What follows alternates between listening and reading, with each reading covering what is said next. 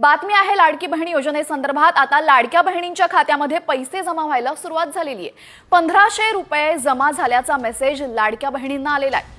नंदुरबार जिल्ह्यात लाडक्या बहिणींच्या खात्यामध्ये पैसे जमा झाल्याने त्यांनी आनंद व्यक्त केलाय। लाडकी बहीण सारखी योजना, ज्या योजनेच्या अंतर्गत आपण निर्णय केला की प्रत्येक महिन्याला आपल्या बहिणींच्या खात्यामध्ये 1,500 रुपये आपण त्या ठिकाणी जमा करतो। मला सांगताना आनंद वाटतो, 2,20,00,000 बहिणींच्या खात्यामध्ये पैसा जमा होणं आता सुरू झालेलं आहे आणि एकूण 2.5 कोटी बहिणींच्या खात्यात आम्ही पैसे जमा करणार आहोत। त्यामुळे कुठल्याही बहिणीला आम्ही वंचित ठेवणार नाही, हा आमचा निर्णय आहे। वितरण आहे त्याची सुरुवात केली।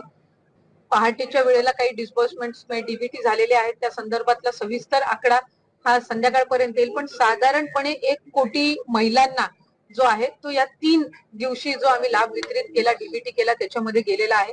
आणि याच्यामध्ये स्क्रुटिनी अभावी ज्या महिलांना लाभ मिळाला नव्हता त्यांना 4,500 चा लाभ वितरित झालाय। अजूनही अनेक महिला अशा आहेत ज्यांचा आधार सीडिंग झालेला नाहीये आणि म्हणून त्या पात्र असून सुद्धा आधार सीडिंग न झाल्यामुळे त्यांना लाभ मिळत नाहीये।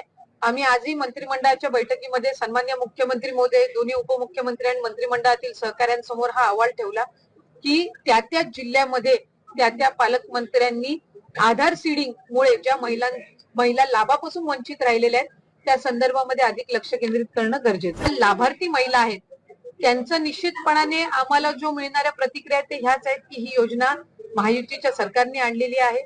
एकनाथजी शिंदे साहेब मुख्यमंत्री, दोन्ही उपमुख्यमंत्री या संदर्भामध्ये बारकाईनं लक्ष देऊन आहेत।